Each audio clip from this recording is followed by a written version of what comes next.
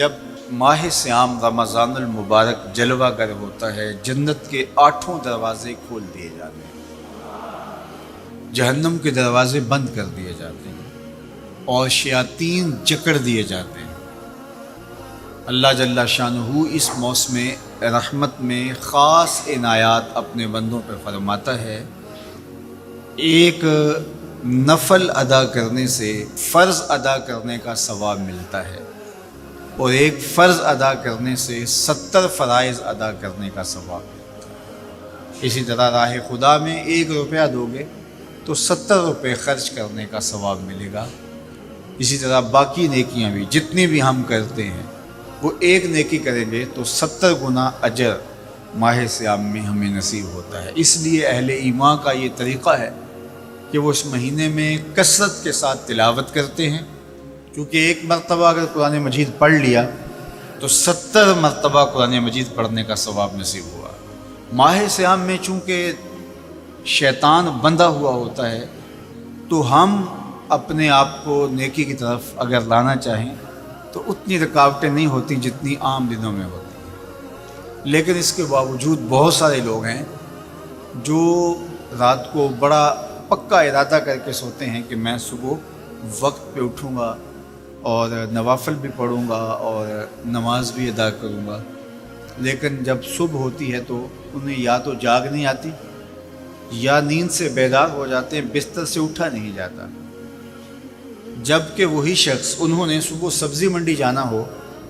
تو چھلانگ لگا کے اٹھتے ہیں اور سبزی منڈی پہنچتے بھی ہیں۔ سستی طبیعت کا کسل نہیں ہوتا۔ عمومی طور پہ ہم اپنے آپ کو بیمار تصور کر لیتے ہیں اور سستی اور کسل کا نام دے کر کے، بہانہ دے کر کے ہم کہتے ہیں کہ بس کیا کریں، ہم کو ارادہ کرتے ہیں روز لیکن ہم سے اٹھا نہیں جاتا، بس طبیعت اس طرح کی ہے، کسل ہے، سستی ہے۔ یہ بات ذہن میں رکھیے گا کہ ارادہ کرنے کے باوجود بھی صبح جب ہم اٹھ نہیں پاتے یا کوئی بھی نیکی کا کام ہم کرنے کا ارادہ کرتے ہیں تو ارادہ کرنے کے باوجود ارادہ ہی رہ جاتا ہے، ہم کر نہیں پاتے، تو اس کا سبب یہ ہوتا ہے کہ بہت سارے ہم گناہ کر چکے ہیں اور ان گناہوں کی وجہ سے ہم نیکی کی توفیق نہیں پاتے۔ حضرت حسن بصری رضی اللہ تعالی عنہ نے یہی وجہ اس کی بیان فرمائی ہے۔ تو اس کا بہترین طریقہ یہ ہے کہ توبہ کی جائے اور توبہ بھی سچے دل سے کی جائے، رو رو کے اللہ سے گناہوں کی معافی مانگی جائے، اور سچے دل سے جب توبہ کی جائے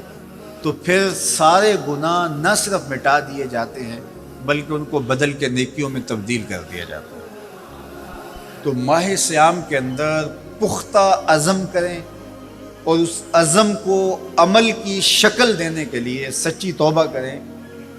کہ ہمارا یہ رمضان اس طرح سے گزرے، یہ مہینہ اس طرح سے بسر ہو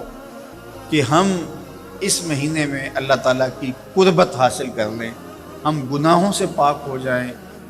اور ہم جو ثمرات ہیں، جو فوائد ہیں اس مہینے کے، وہ ہم سمیٹ سکیں۔ تو یہ وہ مہینہ ہے جس کے انتظار میں میرے اور آپ کے آقا و مولا اپنی آنکھیں لگائے ہوتے تھے اور دن گن گن کے وقت گزارتے تھے کہ ماہ صیام آ رہا ہے۔ تو اس مہینے کا عزت کے ساتھ، تکریم کے ساتھ، اعزاز کے ساتھ استقبال کرو اور اس کو پلکوں پہ بٹھاؤ، اس کو دل پہ بٹھاؤ۔ اس مہینے کی تکریم یہ ہے کہ اس میں ہر برا کام چھوڑ دیا جائے۔ اگر کوئی شخص برا کام نہیں چھوڑتا اور روزے رکھتا ہے تو میرے اور آپ کے آقا و مولا کا ایک فرمان سن لیجئے، من لم یدع قول الزور والعمل بہ فلیس للہ حاجۃ فی ان یدع طعامہ و شرابہ۔ فرمایا کہ جو جھوٹ اور برے کام نہیں چھوڑتا اس کے بھوکا اور پیاسا رہنے کی اللہ کو کوئی ضرورت نہیں ہے۔ تو روزہ خوراک بچاؤ مہم نہیں ہے جو چلائی جاتی ہے، بلکہ یہ تزکیہ نفس کا موسم ہے، باطن کی صفائی کا موسم ہے، اور باطن کی صفائی نہیں ہوتی جب تک ہم کوشش کریں۔ آپ کے بدن پہ بہت ساری میل چڑھی ہوئی ہے اور جمی ہوئی ہے بدن کے ایک ایک عضو پہ میل، تو آپ پانی میں چھلانگ لگا کے باہر بھی آ جاتے ہیں تو میل نہیں اترتی، چلو کچھ نہ کچھ فرق تو ضرور پڑ جاتا ہے، لیکن میل نہیں اترے گی۔ میل کب اترے گی؟ جب آپ اپنے بدن کو مل مل کے اس کے اوپر صابون لگا کر کے اچھی طرح سے اس کو جب اتاریں گے محنت کوشش سے، تو پھر آپ کا بدن مہک جائے گا، ہلکا پھلکا ہو جائے گا، میل اتر جائے گی۔ یہ موسم رحمت ہے، اللہ کی رحمتوں کا می برسے گا، اس سے کچھ نہ کچھ فائدہ تو ہوگا ہی، لیکن حقیقی فائدہ وہی حاصل کرے گا جو اپنے گناہوں کو مل مل کے دھوئے گا اور اپنے آپ کو صاف کرنے کی کوشش کرے گا۔ تو اپنے من کے میل اتارنے ہیں، اپنے باطن کے میل اتارنے ہیں، اپنے اعمال کی درستگی کی کوشش کرنی ہے۔ صلاۃ التراویح مسجد میں نہیں آ سکتے تو گھروں میں پڑھ لیجئے، جس طرح بڑی عمر والے لوگوں کو، بیمار لوگوں کو کہا گیا کہ آپ گھروں میں پڑھ لیں، بچوں کو کہا گیا، لیکن چھوڑیے گا نا، یہ رمضان المبارک کا خاص عمل ہے۔ آج کل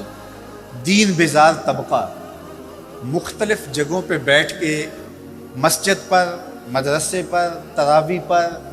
ان چیزوں پر تبصرہ کر رہا ہے اور اتنا ہلکا ثابت کرنا چاہ رہا ہے ان امور کو، جس طرح یہ چیزیں ہوتی کچھ نہیں ہیں۔ جبکہ ماہ صیام کے قیام پر میرے اور آپ کے آقا مولا نے بشارت دیتے ہوئے فرمایا، من قام رمضان ایمانا و احتسابا غفر له ما تقدم من ذنبہ، جس نے رمضان المبارک کی راتوں میں قیام کیا ایمان اور محاسبہ نفس کے ساتھ، اللہ اس کے پچھلے سارے گناہ معاف فرما دیتا ہے۔ یہ بہت بڑی دولت ہے، تو اس دولت کو ضرور سمیٹیے گا، ضرور حاصل کیجئے گا، من کی ستھرائی، عفت اور پاکیزگی کا سامان کیجئے گا۔ اللہ آپ سب کو اپنی امان میں، اپنی حفاظتوں کے حصار میں رکھے۔